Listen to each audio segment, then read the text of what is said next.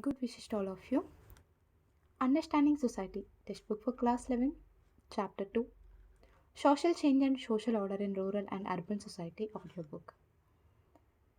It is often said that change is the only unchanging aspect of society. Anyone living in modern society does not need to be reminded that constant change is among the most permanent features of our society. In fact, the discipline of sociology itself emerged as an effort to make sense of the rapid changes the Western European society had experienced between the 17th and 19th centuries. But though social change seems such a common and obvious fact about modern life, it is comparatively speaking a very new and recent fact. It is estimated that human beings have existed on planet Earth of approximately 5 lakh years, but they have had a civilized existence for only about 6,000 years. Of these civilized years, it is only in the last 400 years that we have seen constant and rapid change. Even within these years of change, the pace has accelerated only in the last 100 years. Because the speed with which change happens has been increasing steadily, it is probably true that in the last 100 years, change has been faster in the last 50 years than in the first 50. And within the last 50 years, the world may have changed more in the last 20 years than in the first 30. The clock of human history. Human beings have existed on earth for about half a million years. Agriculture, the necessary basis of fixed settlements, is only about 12,000 years old. Civilizations date back no more than 6,000 years or so. If we were to think of the entire span of human existence thus far as a day, stretching from midnight to midnight, agriculture would have come into existence at 11:56 p.m. and civilization at 11:57. The development of modern societies would get underway only at 11:59 and 30 seconds. Yet perhaps as much change has taken place in the last 30 seconds of this human day as in all the time leading up to it. From Anthony Giddens, 2004 Sociology, 4th edition. Activity 1. Talk to your elders and make a list of the things in your life that did not exist when your parents were your age and did not exist when your grandparents were your age. Example: black and white color TV, milk in plastic bags, zip fasteners on clothes, plastic buckets, etc. Did it exist in your parents' grandparents' childhood? Can you also make a list of things that existed in your parents' grandparents' time but don't exist in your time? Social change. Social change is such a general term that it can be and often is used to refer to almost any kind of change not qualified by some other term, such as economic or political change. Sociologists have had to work hard to limit this broad meaning in order to make the term more specific and hence useful for social theory. At the most basic level, social change refers to change that are significant, that is, changes which alter the underlying structure of an object or situation over a period of time. Thus, social change does not include any challenges, but only big ones, changes which transform things fundamentally. The bigness of change is measured not only by how much change it brings about, but also by the scale of the change, that is, by how large a section of society it affects. In other words, changes have to be both intensive and extensive, have a big impact spread over a large sector of society. In order to qualify as social change, even after this kind of specification, social change still remains a very broad term. Attempts to further qualify it usually try to classify it by its sources or causes, by its nature or the kind of impacts it has on society, and by its pace or speed. For example, evolution is a name given to a kind of change that takes place slowly over a long period of time. This term was made famous by the natural scientist Charles Darwin, who proposed a theory of how living organisms evolve or change slowly over several centuries or even millennia by adapting themselves to natural circumstances. Darwin's theory emphasized the idea of the survival of the fittest. Only those live forms manage to survive who are best adapted to their environment. Those that are unable to adapt or are too slow to do so die out in the long run. Darwin suggests that human beings evolved from sea-borne life forms or varieties of fish to land-based mammals, passing through variation stages, the highest of which were the various varieties of monkeys and chimpanzees, until finally the Homo sapiens or human form was evolved.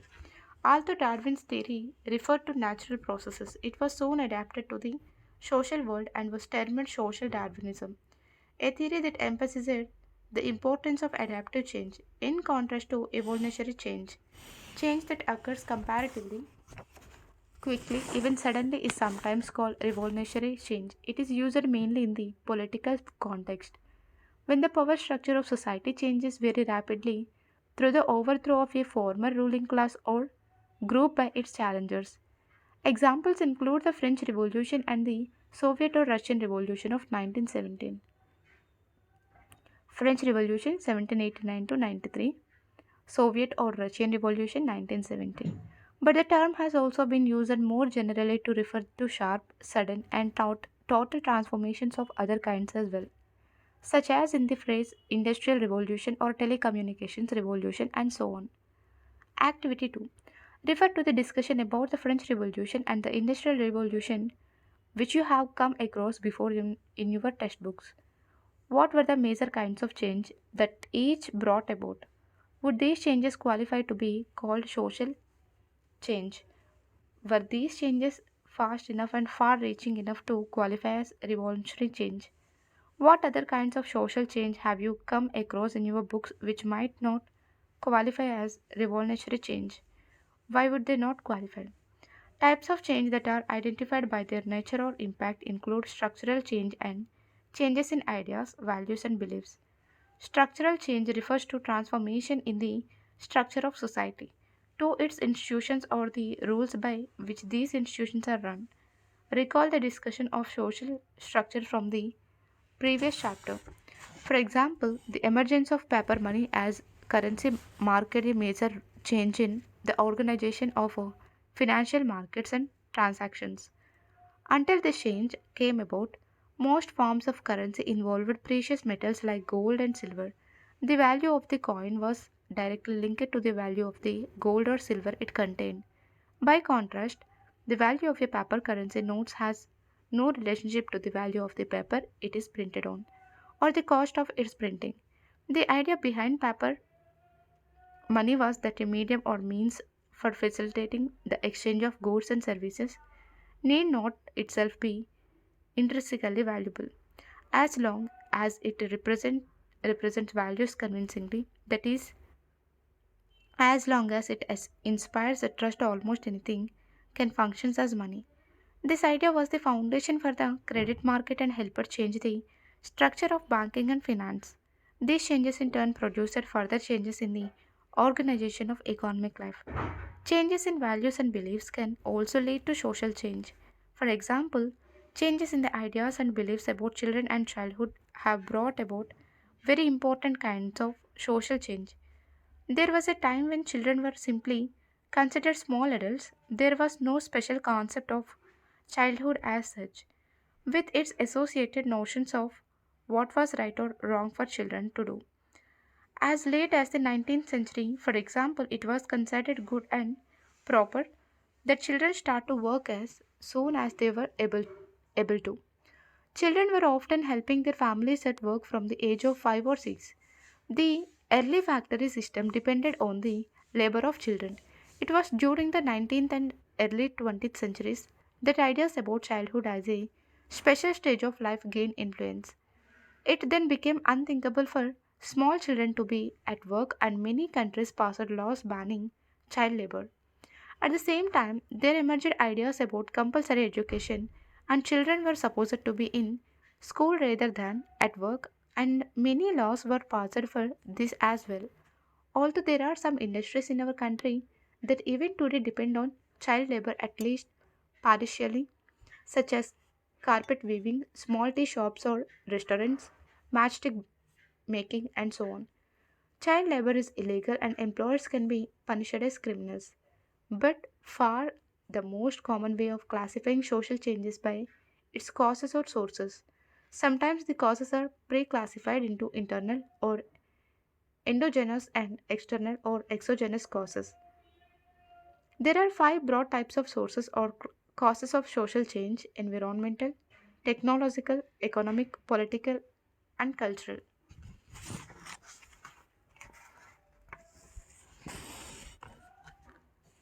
Environment. Nature, ecology, and the physical environment have always had a significant influence on the structure and shape of society. This was particularly true in the past when human beings were unable to control or overcome the effects of nature. For example, people living in a desert environment were unable to practice settled agriculture of the sort that was possible in the plains, near rivers, and so on. So, the kind of food they ate or the clothes they wore, the way they earned their livelihood, and their patterns of social interaction were all determined to a large extent by the physical and climatic conditions of their environment. The same was true for people living in very cold climates or in poor towns along major trade routes or mountain passes or in fertile river valleys. But the extent to which the environment influences society has been decreasing over time with the increase in technological resources. Technology allows us to overcome or adapt to the problems posed by nature, thus reducing the differences between societies living in different sorts of environments.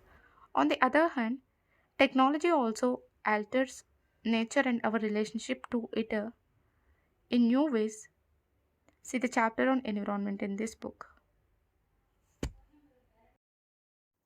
So, it is perhaps more accurate to say that the effect of nature on society is changing rather than simply declining. The earth caves in after heavy floods. Look at this image. But how, you might ask, does this affect a social change? The environment may have shaped societies, but how did it play any role in social change?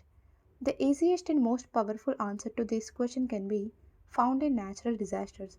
Sudden and catastrophic events such as earthquakes, volcanic eruptions, floods, or tidal waves like the tsunamis that hit Indonesia, Sri Lanka, the Andaman Islands, and parts of Tamil Nadu in December 2004 can change societies quite drastically.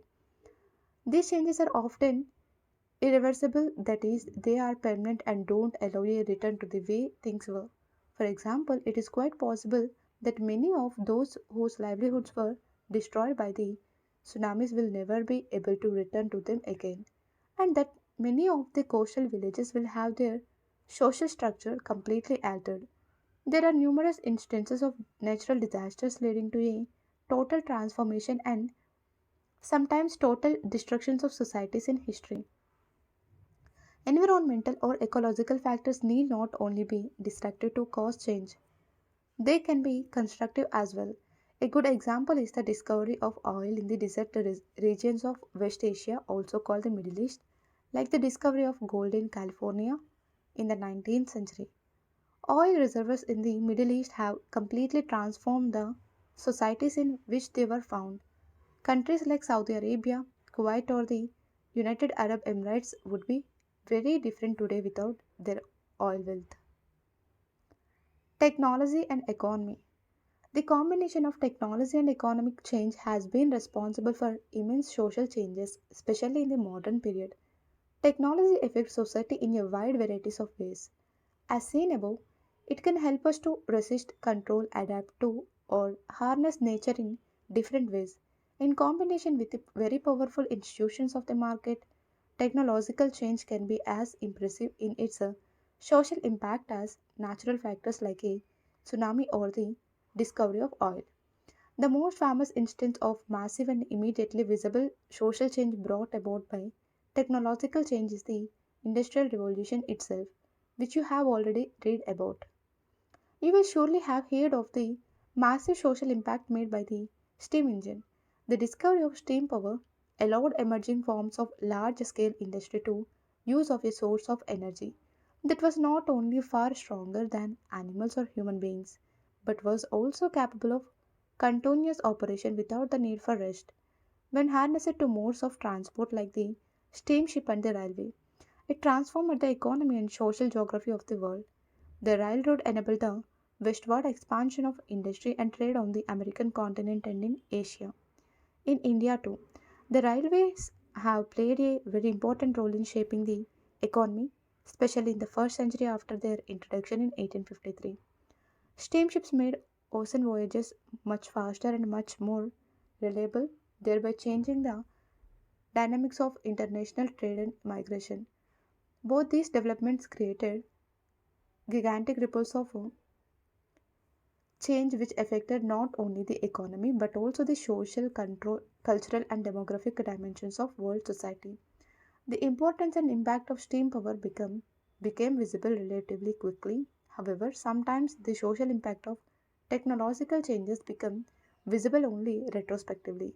A technological invention or discovery may produce limited immediate effects, as though it was lying dormant. Some later exchange in the economic context may suddenly change the social significance of the same invention and give it recognition as a historic event. Examples of this are the discovery of gunpowder and writing paper in China, which had only limited impact for centuries until they were inserted into the context of modernizing Western Europe. From that vantage point, given the advantage of enabling circumstances, gunpowder helped to transform the technology of warfare and the paper print revolution changed society forever. Another example closer to home is the case of technological innovations in the textile industry in Britain. In combination with the market forces and imperial power, the new spinning and weaving machines destroyed the handloom industry of the Indian subcontinent, which was until then the largest and most advanced in the world. Activity 3. Have you noticed other such technological changes which have social consequences in your own life? Think of the photocopying machine and its impact. Have you ever thought of what things were like before photocopying became so cheap and freely available? Another example could be the STD telephone booths. Try to find out how people communicated before these telephone booths had appeared and very few homes had telephone connections. Make a list of other such examples. Sometimes changes in economic organization that are not directly technological can also change society. In a well known historical example, plantation agriculture, that is, the growing of single cash crops like sugarcane, tea, or cotton on a large scale, created a heavy demand for labor. This demand helped to establish the institution of slavery and the slave trade between Africa, Europe, and the Americas between the 17th and 19th centuries. In India, too, the tea plantations of Assam involved the forced migration of labor from eastern India, especially the Adivasi areas of Jharkhand and Chhattisgarh. Today, in many parts of the world, changes in customs duties or tariffs brought about by international agreements and institutions like the World Trade Organization can lead to entire industries and occupations being wiped out, or less often sudden booms or periods of prosperity for other industries or occupations. Politics. In the old ways of writing and recounting history, the actions of kings and queens seemed to be the most important forces of social change.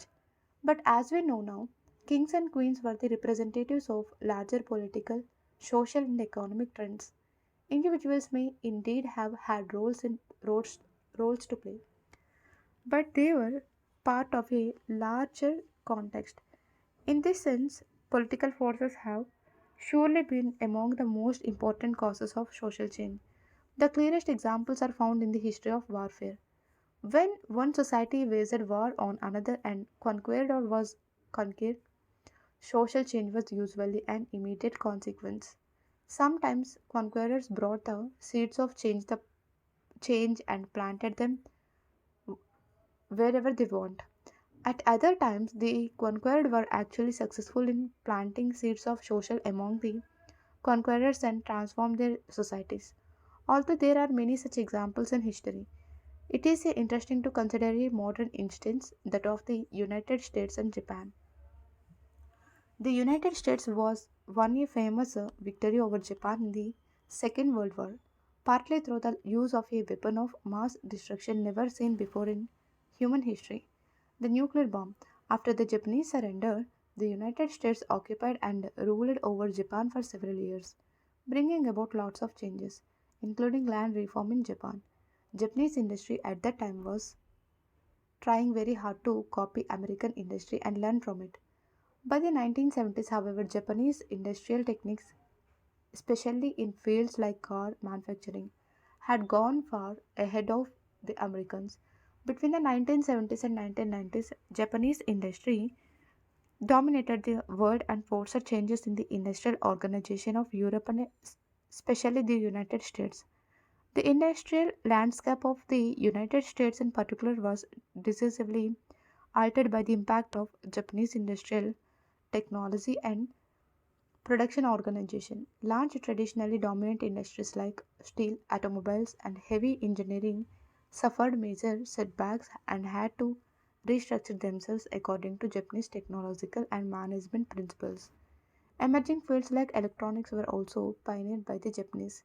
In short, within the space of 4 decades, Japan had turned the tables on the United States, but through economic and technological means rather than warfare. Political changes need not only be international, they can have enormous social impact even at home.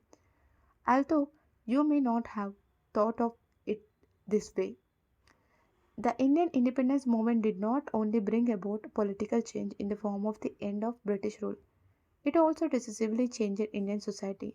A more recent instance is to be found in the Nepali people's rejection of monarchy in 2006. More generally, political changes bring about social change through the redistribution of power across different social groups and classes. Considered from this viewpoint, universal adult franchise or the one person one vote principle is probably the single biggest political change in history. Until modern democracies formally empowered the people with the people with the vote, and until elections became mandatory for exercising legitimate power, society was structured very differently. Kings and queens claimed to rule by divine right, and they were not really answerable to the commonplace. Even when democratic principles of voting were first introduced, they did not include the whole population. In fact, only a small minority could vote or had any say in the formation of the government.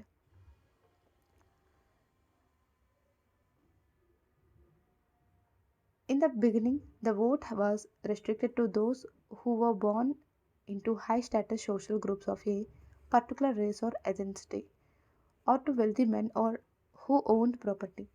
All men of lower classes or subordinated ethnicities, and the poor and working people in general were not allowed to vote. It is only through long struggles that universal adult franchise came to be established as a norm. Of course, this did not abolish all the inequalities of previous eras. Even today, not all countries follow democratic forms of rule. Even where elections are held, they can be manipulated and people can continue to be powerless to influence the decision of their government. But despite all this, it cannot be denied that a universal adult franchise serves as a powerful norm that exerts a pressure on every society and every government. Governments must now at least appear to seek the approval of the people in order to be considered legitimate. This has brought massive social changes in its wake. Culture. Culture is used here as a short label for a very wide fields of ideas, values, beliefs that are important to people and help shape their lives.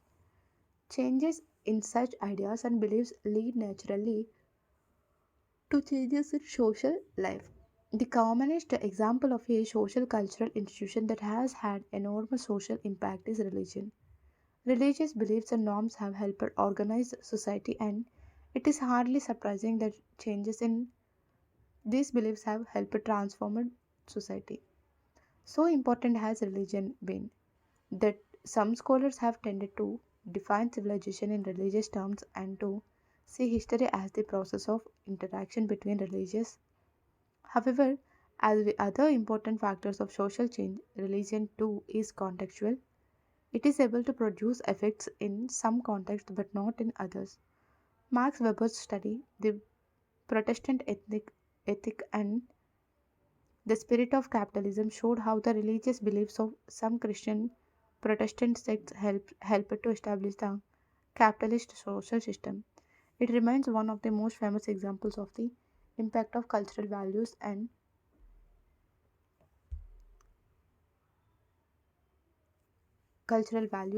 economic and social change. In India too, we find many examples of religion bringing about social change. Among the best known are the impact of Buddhism on social and political life in ancient India, and the widespread influence of the Bhakti movement on medieval social structure, including the caste system. A different example of cultural change leading to social change can be seen in the evolution of ideas about the place of women in society. In the modern era, as women have struggled for equality, they have helped change society in many ways. Women's struggles have also been helped or hindered by other historical circumstances. For example, during the Second World War, women in Western countries started to work in factories doing jobs that they had never been done before, jobs which had always been done by men. The fact that women were able to build ships, operate heavy machinery, manufacture armaments, and so on, helped establish their claims to equality. But it is equally true that had it not been for the war, they would have had to struggle for much longer. A very different instance of change produced by the position of women can be seen in customer advertising. In most urban societies, it is women who take most of the everyday decisions about what to buy for their households. This has made advertisers very sensitive to the views and perspectives of women as consumers. Significant proportions of advertising expenditure are now directed at women, and this in turn has effects on the media. In short, the economic role of women starts a chain of changes which can have a larger social impact. For example, advertisements may tend to show women as decision makers and as important people in ways that would not have been considered or encouraged before. More generally, most advertisements used to be addressed to men. Now they are addressed as much to women, or in some sectors like household applications and consumer goods, mainly to women. So it is now economically important for advertisers and manufacturers to pay attention to what women think and feel. Yet another instance of cultural change bringing about social change can be found in the history of sports. Games and sports have always been expressions of popular culture that sometimes acquire a lot of importance. The game of cricket began as a British aristocratic pastime, spread to the middle and working class of Britain, and from there to British colonies across the world. As the game acquired roots outside Britain, it often turned into a symbol of national or racial pride. The very different history of intense rivalry in cricket shows the social importance of a sport in a very telling manner. The England Australia rivalry expressed the resentment of the socially subordinated colony, Australia, against the dominant upper class center of authority, England. Similarly, the complete world dominance of the West Indies cricket team during the 1970s and 1980s was also an expression of a racial pride on the part of a colonizer people. In India, too, beating England at cricket was always seen as something special, particularly before independence.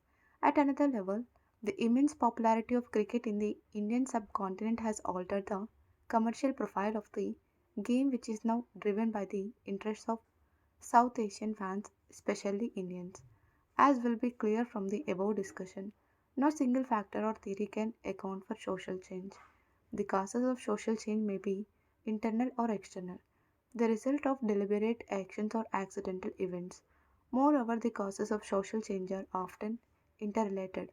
Economic and technological causes may also have a cultural component. Politics may be influenced by environment. It is important to be aware of the many dimensions of social change and its varied forms, change is an important subject for us because the pace of change in modern and especially contemporary times is much faster than what used to be before. Although social change is better understood retrospectively after it has already occurred, we also need to be aware of it as it happens and to prepare for it in whatever ways we can. Social order. The meaning of social events or process often becomes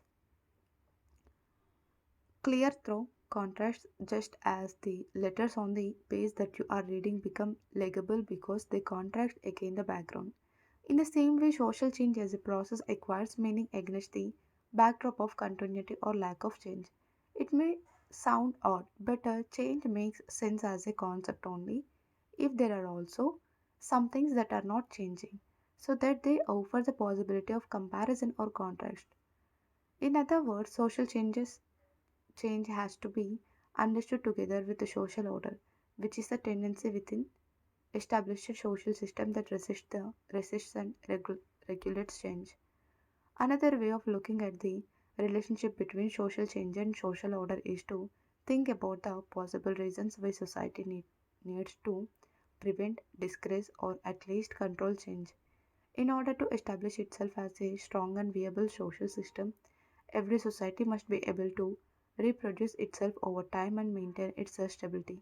Stability requires that things continue more or less as they are, that people continue to follow the same rules, that similar actions produce similar results, and more generally, that individuals and institutions behave in a fairly predictable manner.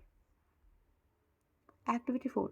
We are used to thinking of sameness as boring and changing as exciting. This is also true. Of course, change can be fun and lack of change can be really dull. But think of what life would be like if you were forced to change all the time.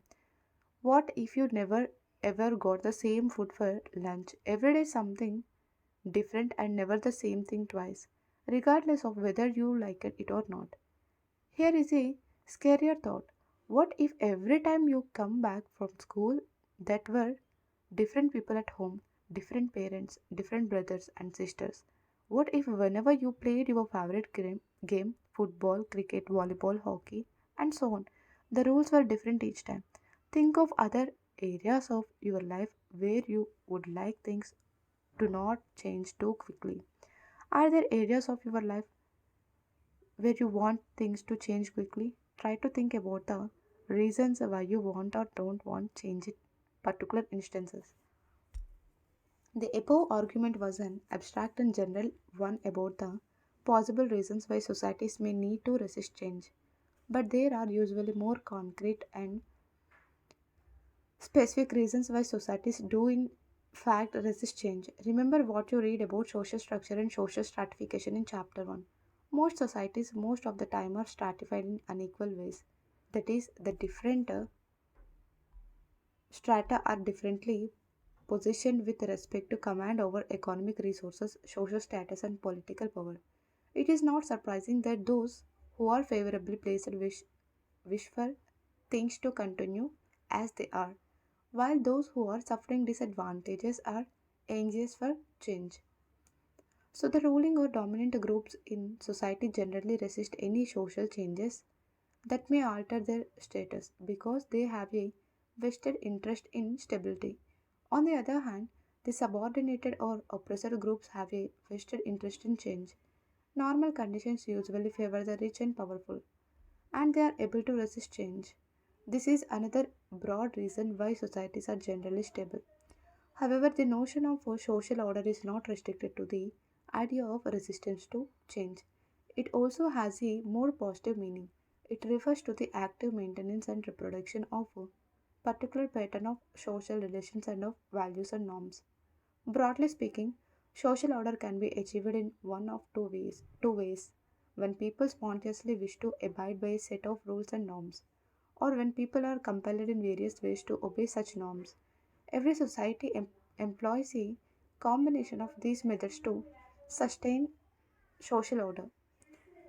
Spontaneous consent to social order derives ultimately from shared values and norms which are internalized by people through the process of socialization. Revisit the discussion of socialization in introducing sociology. Socialization may be more or less efficient in different contexts, but however efficient it is, it can never completely erase the will of the individual. In other words, socialization cannot turn people into programmed robots. It cannot produce complete and permanent consent for all norms at all times. You may have experienced this in your own lives. Rules or beliefs which seems very natural and right at one point of time don't seem so obviously correct at other times. We question things we believe in the past and change our minds about what we regard as right or wrong. Sometimes we may even return to beliefs we once held and then abandoned only to rediscover them afresh at some later stage of life or in different circumstances. So, while socialization does take on much of the burden of producing social order, it is never enough by itself. Thus, most modern societies must also depend on some form of power or coercion to ensure that institutions and individuals conform to established social norms. Power is usually defined as the ability to make others do what you want regardless of what they themselves want. When a relationship of power is stable and settled, and the parties involved have become accustomed to their relative positions, we have a situation of domination if a social entity, a person, institution, or group is routinely or habitually in a position of power, it is said to be dominant. In normal times, dominant institutions, groups, or individuals exercise a decisive influence on society. It is not as though they are never challenged, but this happens only in abnormal or extraordinary times. Even though it implies that people are being forced to do things they don't necessarily want to do. Domination in normal times can be quite smooth in the sense of appearing to be without friction or tension. Revisit the discussion of forced cooperation from chapter 1. Why? For example, did women not want to claim their rights in their families of birth? Why did they consent to the patriarchal norm, domination, authority, and law? How is it that domination can be non confrontational even when it clearly involves unequal relationships where costs and benefits are unevenly distributed? Part of the answer we have already got from the discussion of the previous chapter. Dominant groups extract cooperation in unequal relationships because of their power. But why does this power work? Does it work purely because of the threat of the use of force? This is where we come to an important concept in sociology, that of legitimation. In social terms, legitimacy refers to the degree of acceptance that is involved in power relations. Something that is legitimate is accepted as proper, just, and fitting. In the broader sense, it is acknowledged to be part of the social contract that is currently prevailing. In short, legitimacy implies conformity to existing norms of right. Property and justice. We have already seen how power is defined in society. Power in itself is simply a fact, it can be either legitimate or not. Authority is defined by Max Weber as a legitimate power, that is, power considered to be justified or proper. For example, a police officer, a judge, or a school teacher all exercise different kinds of authority as part of their jobs. This authority is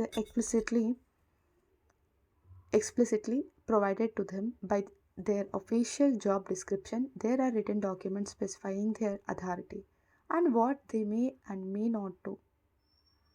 The fact that they have authority automatically implies that other members of society who have agreed to abide by its rules and regulations must obey this authority within its proper domain. The domain of the judge is the courtroom, and when citizens are in the court, they are supposed to obey the judge or defer to her his authority. Outside the courtroom, the judge is supposed to be like any other citizen. So, on the street, she or he must obey the lawful authority of the police officer. When on duty, the policeman or woman has authority over the public actions of all citizens except his or her superior officers. But police officers do not have jurisdiction over the private activities of citizens as long as they are not suspected of being unlawful.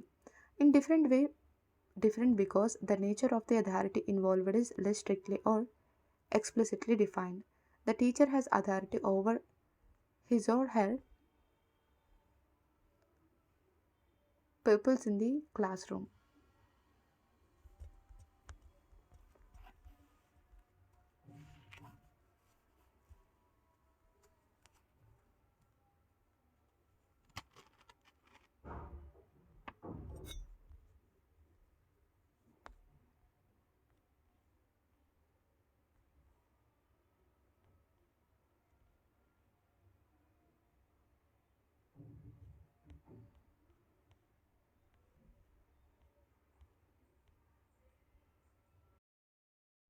The authority of the teacher does not extend into the home of the people where parents or guardians have primary responsibility and authority over their children. There may be other forms of authority that are not too strictly defined, but are nevertheless effective in eliciting consent and cooperation. A good example is the authority wielded by a religious leader. Although some institutionalized religions may have partly formalized this authority, but the leaders of a sect or other less institutionalized minor religious group may wield enormous authority without it being formalized. Similarly, reputed scholars, artists, writers, and other intellectuals may wield a lot of authority in their respective fields without it being formalized. The same is true of a criminal gang leader. He or she may exercise absolute authority but without any formal specification. The difference between explicitly codified and more informal authority is relevant to the notion of the law. A law is an explicitly codified norm or rule. It is usually written down, and there are laws that specify how laws are to be made or changed, or what is to be done if someone violates them. A modern democratic society has a given body of laws created through its legislature, which consists of elected representatives. The laws of the land are enacted in the name of the people of that land by the people's representatives. This law forms the formal body of rules according to which society will be governed. Laws apply to all citizens, whether or not I, as an individual, agree with a particular law. It has binding force on me as a citizen and on all other citizens similarly, regardless of their beliefs. So, domination works through power, but much of this power is actually legitimate power or authority, a large part of which is codified in law. Consent and cooperation are obtained on a regular and reliable basis because of the backing of the structure of legitimation and formal institutional support.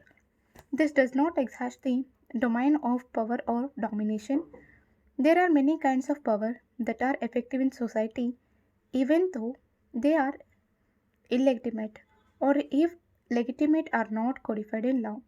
It is the mix of legitimate, lawful authority and other kinds of power that determines the nature of a social system and also its dynamics. Contestation, crime, and violence. The existence of domination, power, legitimate authority, and law does not imply that they always meet with obedience and conformity. You have already read about the presence of conflict and competition in society. In a similar way, we need to recognize more general forms of contestation in society. Contestation is used here as simple a word for broad forms of insistent disagreement. Competition and conflict are more specific than this and leave out other forms of dissent that may not be well described by such terms. One example is that of counter cultures among youth or youth rebellion. These are protests against or refusal to conform to prevalent social norms. The content of these protests may involve anything from hairstyles and clothing fashions to language or lifestyle. More standard or conventional forms of contestation include elections, which are a form of political competition. Contestations also include dissent or protest against laws or lawful authorities. Open and democratic societies allow this kind of dissent to different degrees. There are both explicit and implicit boundaries defined for such dissent. Crossing these boundaries invites some form of reaction from society, usually from the law enforcement authorities. As you know very well, being united as Indians does not prevent us from disagreeing with each other.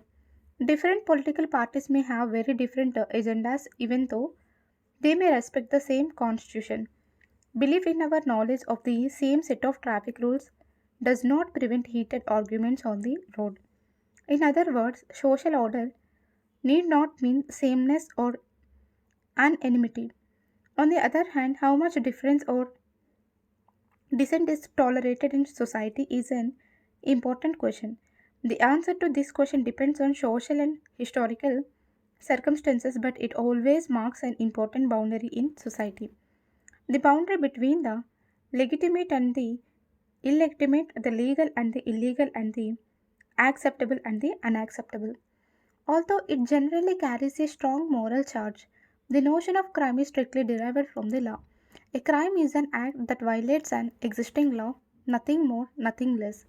The moral worth of the act is not determined solely by the fact that it violates existing law. If the existing law is believed to be unjust, for example, a person may claim to be breaking it for the highest moral reasons. This is exactly what the leaders of the freedom movement in India were doing as part of their civil disobedience campaign. When Mahatma Gandhi broke the salt law of the British government at Dundee, he was committing a crime and he was arrested for it. But he committed this crime deliberately and proudly, and the Indian people were also proud of him and what he stood for. Of course, there are not the only kinds of crime that are committed. There are many other kinds of crime that cannot claim any great moral virtue. But the important point is that a crime is the breaking of the law, going beyond the boundary of legitimate dissent as defined by the law. The question of violence relates at the broadest level to the basic definition of the state. One of the defining features of the modern state is that it is supposed to have a monopoly over the use of legitimate violence within its jurisdiction. In other words, only the state, through its authorized functionaries, may lawfully use violence. All other instances of violence are by definition illegal. There are exceptions like self defense means for extraordinary and rare situations. Thus, technically, every act of violence is seen as being directed against the state. Even if I assault or murder some other individual, it is the state that prosecutes me for violating its monopoly over the legitimate use of violence. It is obvious that violence is the enemy of social order and an extreme form of contestation that transgresses not only the law but important social norms. Violence in society is the product of social tensions and indicates the presence of serious problems. It is also a challenge to the authority of the state. In this sense, it also marks the failure of the rigor of legitimation and consent and the open outbreak of conflicts. Social order and change in village, town, and city. Most societies can be divided into rural and urban sectors. The conditions of life and therefore the forms of social organization in these sectors are very different from each other. So, also, therefore, are the forms of social order that prevail in these sectors and the kinds of social change that are most significant in each. We all think we know what is meant by a village and by a town or city, but how exactly do we differentiate between them? See also the discussion in chapter 5 on village studies in the section on M. N. Srinivas.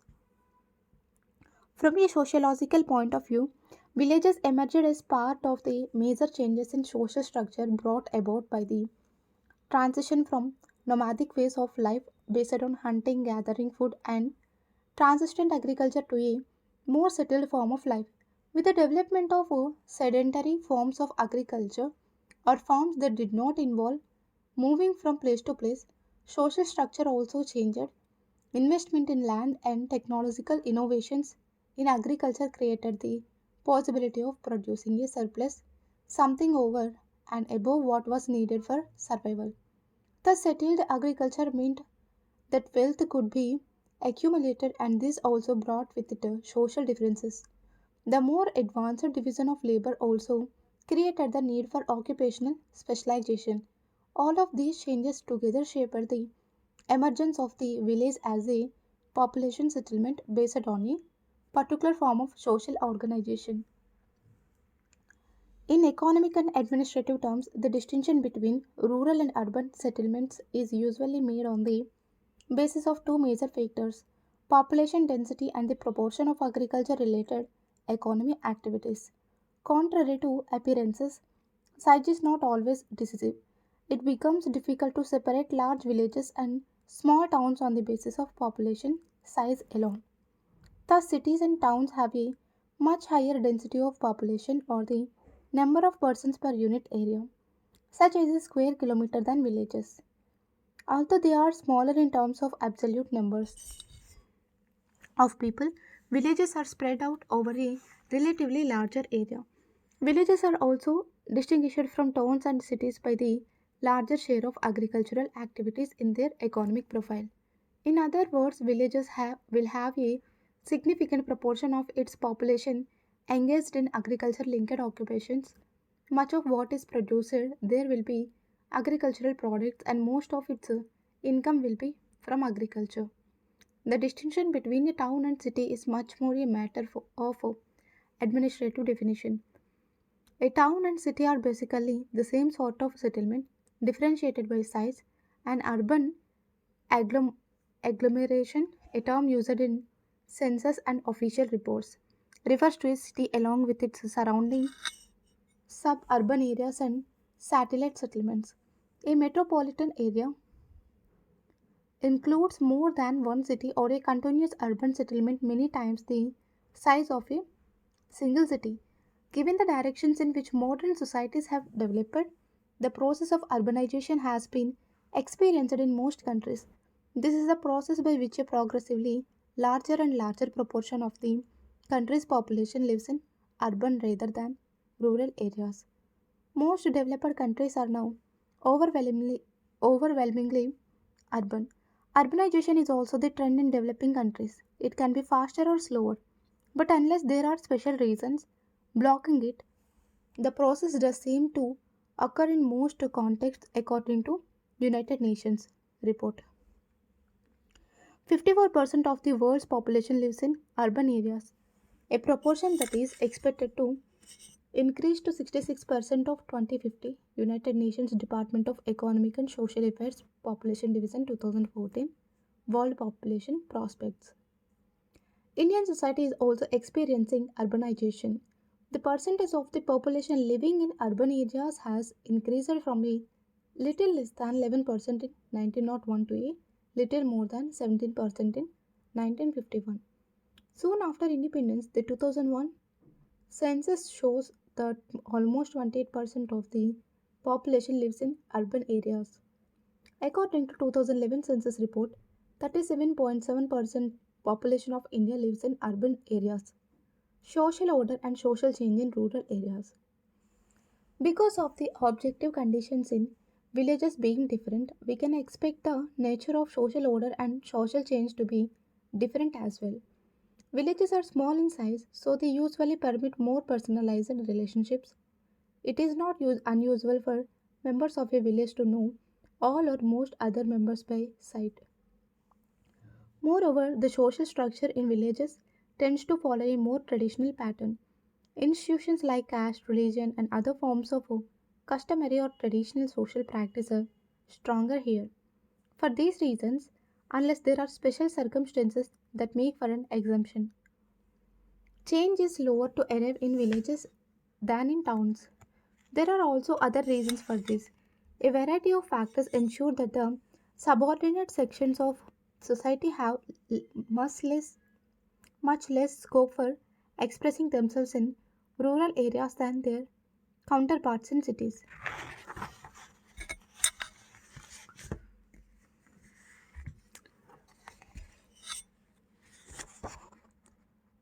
The lack of Anonymity and distance in the village makes it difficult for people to dissent because they can be easily identified and taught a lesson by the dominant sections.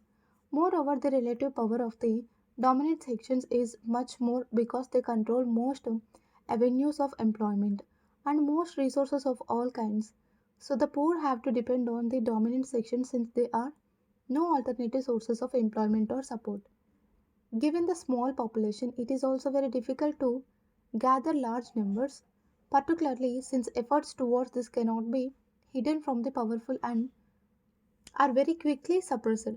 So, in short, if there is a strong power structure already in place in a village, it is very difficult to dislodge it. Change in the sense of shifts in power are thus slow and late to arrive in rural areas because the social order is stronger and more resilient. Change of other sorts is also slow to come because villages are scattered and not as well connected to the rest of the world as cities and towns are. Of course, new modes of communication, particularly the telephone and the television, have changed this. So, the cultural lag between villages and towns is now much shorter or non existent. Communication links of other sorts, road, rail, have also generally improved over time so that few villages can really claim to be isolated or remote. Words often unthinkingly attached to villages in the past. This has also accelerated the pace of change somewhat. For obvious reasons, changes associated with agriculture or with agrarian social relations have a very major impact on rural societies. Thus, measures like and reform which alter the structure of land ownership have an immediate impact. In India, the first phase of land reforms after independence look away proprietary rights from absentee landlords and gave them to the groups that were actually managing the land and its cultivation in the village. Most of these groups belonged to intermediate castes, and though they were often not themselves the cultivators, they acquired rights over land. In combination with their number, this factor increased their social status and political power. Because their votes mattered for winning elections, M.N. Srinivas has named these groups as the dominant castes. In many region contexts, the dominant caste became very powerful in economic terms and dominated the countryside and hence also electoral politics. In more recent times, these dominant castes are themselves facing opposition from the assertive uprisings of castes further below them, the lowest and the most backward castes. This has led to major social upheavals in many states like Andhra Pradesh, Bihar, Uttar Pradesh, and Tamil Nadu. In the same way, changes in the technological organization of agriculture also has a large and immediate impact on rural society. The introduction of new labor saving machinery or new cropping patterns may alter the demand for labor and thus change the relative bargaining strength of different social groups like landlords and laborers. Even if they don't directly affect labor demand, technological or economic changes can change the economic power of different groups and thus set in motion a chain of changes. Sudden fluctuations in agricultural prices, droughts, or floods can cause havoc in rural society. The recent spate of farmer suicides in India is an example of this. On the other hand, large scale development programs aimed at the rural poor can also have an enormous impact. A good example of this is the National Rural Employment Guarantee Act of 2005. Activity 5. Find out more about the National Rural Employment Guarantee Act. What does it aim to do? Why is it considered such an important development program? What problems does it face? What would be the likely consequences if it succeeds? Social order and social change in urban areas. It is well known that thought the city itself is very old. Even ancient societies had them. Urbanism, urbanism as a way of life for large segments of the population is a modern phenomenon. Before the modern era, trade, religion, and warfare were some of the major factors that decided the location and importance of cities. Cities that were located on major trade routes or had suitable harbors and ports had a natural advantage. So did cities that were well located from the point of view of a military strategy. Finally, religious places attracted large numbers of pilgrims and thus supported an urban economy. In India too, we have examples of such old cities, including the well-known medieval trading towns of Tezpur on the Brahmaputra River in Assam or Kozhikode, formerly known as Calicut, on the Arabian Sea in northern Kerala. We also have many examples of temple towns and places of religious pilgrimage, such as Ajmer in Rajasthan, Varanasi, also known as Benares or Kashi in Uttar Pradesh, or Madurai in Tamil Nadu. As sociologists have pointed out, city life and modernity go very well together. In fact, each may be considered an intimate expression of the other. Though it houses a large and very dense population, and thus it has been known throughout history as the site for mass politics. The city is also the domain of the modern individual in its combination of anonymity and the amenities and institutions that only large numbers can support. The city offers the individual boundless possibilities for fulfillment. Unlike the village, which discourages individuality and cannot offer much, the city nurtures the individual. But while the many artists, writers, and scholars who have celebrated the city as the heaven of the individual are not wrong, it is also true that freedom and opportunity are available only to some individuals. More accurately, only a socially and economically privileged minority can have the luxury of a predominantly free and fulfilling life. Most people Most people who live in cities have only limited and relative freedoms within larger constraints.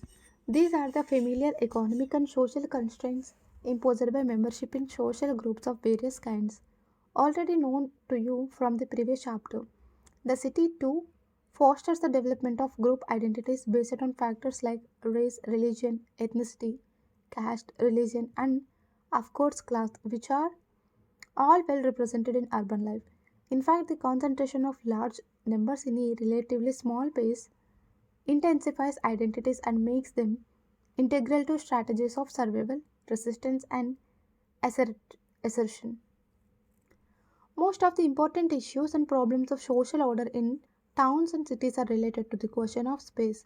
High population density places a great premium on space and creates very complex problems of logistics. It is the primary task of the urban social order to ensure the spatial viability of the city. This means the organization and management of things like housing and residential patterns, mass transit systems for transporting large numbers of workers to and fro for work, arranging for the coexistence of residential, public, and industrial land use zones, and finally, all the public health, sanitation, policing, public safety, and monitoring needs of urban governance. Each of these functions is a huge undertaking in itself and present formidable challenges of planning, implementation, and maintenance. What adds to the complexity is that all of these tasks to be performed in a context where the divisions and tensions of class, ethnicity, religion, caste, and so on are also present and active. For example, the question of urban housing brings with it a whole host of problems. Shortage of housing for the poor leads to homelessness and the phenomenon of street people, those who live and survive on the streets and footpaths, under bridges and flyovers, abandoned buildings and other empty spaces. It is also the leading cause for the emergence of slums. Though official definitions vary, a slum is a congested, overcrowded neighborhood with no proper civic facilities, sanitation, water supply, electricity, and so on, and homes made of all kinds of building materials, ranging from plastic sheets and cardboard to multi-stored concrete structures because of the absence of settled property rights of the kind seen elsewhere. Slums are the natural breeding ground for dadas and strongmen who impose their authority on the people who live there. Control over slum territory becomes the natural stepping stone to other kinds of extra legal activities, including criminal and real estate related gangs. Where and how people will live in cities is a question that is also filtered through social cultural identities. Residential areas in cities all over the world are almost always segregated by class and often also by race, ethnicity, religion, and other such variables. Tensions between such identities both cause these segregation patterns and are also a consequence. For example, in India, communal tensions between religious communities, most commonly Hindus and Muslims, results in the conversion of mixed neighborhoods into single community ones. This in turn gives a specific spatial pattern to communal violence whenever it erupts, which again furthers the ghettoization process. This has happened in many cities in India, most recently in Gujarat following the riots of 2002. The worldwide phenomenon of gated communities is also found in Indian cities. This refers to the creation of affluent neighborhoods that are separated from their surroundings by walls and gates, with controlled entry and exit. Most such communities also have their own parallel civic facilities such as water and electricity supply, policing and security.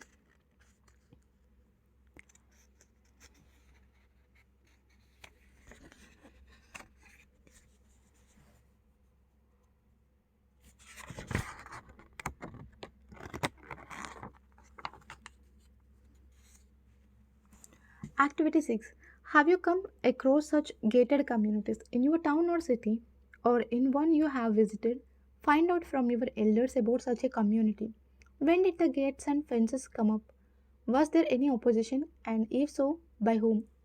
What reasons might people have for wanting to live in such places? What effects do you think it has on urban society and on the neighborhoods surrounding it? Daily long distance commuters can become an influential political consistency and sometimes develop elaborate subcultures. For example, the suburban trains of Mumbai, popularly known as locals, have many informal associations of commuters collective on train activities including singing bhajanas, celebrating festivals, chopping vegetables, playing card and board games including tournaments or just general socializing. Finally, housing patterns are linked to the economy of the city in crucial ways. The urban transport system is directly and severely affected by the location of residential areas relative to industrial and commercial workplaces. If these are far apart, as is often the case, an elaborate mass transit system must be created and maintained. Commuting becomes a way of life and an ever present source of possible disruption. The transport system has a direct impact on the quality of life of working people in the city. Reliance on road transport and especially on private rather than public modes, that is, cars rather than buses, creates problems of traffic congestion and vehicular pollution. As will be clear to you from the above discussion, the apparently simple issue of distribution of living spaces actually a very complex and multidimensional aspect of urban society. The form and content of a social change in urban areas is also best understood in relation to the central question of space. One our visible element of change is the ups and downs experienced by particular neighborhoods and localities. Across the world, the city center or the core area of the original city has had many changes of fortune. After being the power center of the city in the 19th and early 20th century, the city center went through a period of decline in the latter half of the 20th century. This was also the period of the growth of suburbs as the affluent classes deserted the inner city for the suburbs for a variety of reasons. City centers are experiencing a revival now in many major western cities as attempts to generate a community life and the arts bear fruit. A related phenomenon is gentrification, which refers to the conversion of a previously lower class neighborhood into a middle and upper class one. As real estate prices rise, it becomes more and more profitable for developers to try and effect such a conversion. At some point, the campaign becomes self fulfilling as rental values increasing and the locality acquires a critical minimum of prosperous businesses and residents. But sometimes the effort may fail and the neighborhood goes back down the class scale and returns to its previous status. Activity 7. Have you noticed any gentrification or upscaling taking place in your neighborhood? Do you know of such instances? Find out what the locality was like before this happened. In what ways has it changed? How have these changes affected different social groups and classes? Who benefits and who loses? Who loses? Who decides about changes of this sort? Is there voting or some form of public discussion?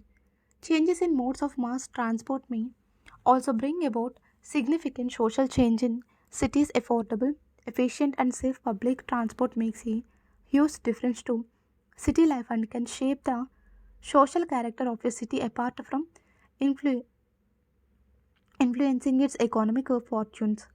Many scholars have written on the difference between cities based on public transport like London or New York and cities that depend mainly on individualized car-based transports like Los Angeles. It remains to be seen, for example, whether the new metro rail in Delhi will significantly change social life in that city. But the main issue regarding social change in cities, especially in rapidly urbanizing countries like India, is how the city will cope with the constant increase in population as migrants keep streaming in to add to its natural growth. Glossary: customs duties, tariffs, taxes imposed on goods entering or leaving a country which increase its price and make it less competitive relative to domestically produced goods. Dominant cash, term attributed to immense revenues, refers to land owning land owning intermediate cash that are numerically larger and therefore enjoy political dominance in a given region. Gated communities, urban localities, usually upper class or affluent, sealed off from its surroundings by fences, walls, and gates, with controlled entry and exit. Gentrification, the term used to describe the conversion of a low class urban neighborhood into a middle or upper class neighborhood. Ghetto, ghettoization, originally from the term used for the locality where Jews lived in medieval European cities, today refers to any neighborhood with a concentration of people of a particular religion, ethnicity, caste, or other common identity. Ghettoization is the process of creation of ghettos through the conversion of mixed composition neighborhoods into single community neighborhoods. Legitimation, the process of making legitimate or the grounds on which something is considered legitimate, that is proper, just, right, etc. Mass transit, modes of fast city transport for large number of people. Exercises. Would you agree with the statement that rapid social changes is a comparatively new phenomenon in human history? Give reasons for your answer. How is social change to be distinguished from the other kind of change? What do you understand by structural change? Explain with examples other than those in the text. Describe some kinds of environment related social change. What are some kinds of changes brought about by technology and the economy? What is meant by social order and how is it maintained? What is authority and how is it related to domination and the law? How are a village, town, and city distinguished from each other? What are some features of social order in rural areas? What are some of the challenges to social order in urban areas? Thank you.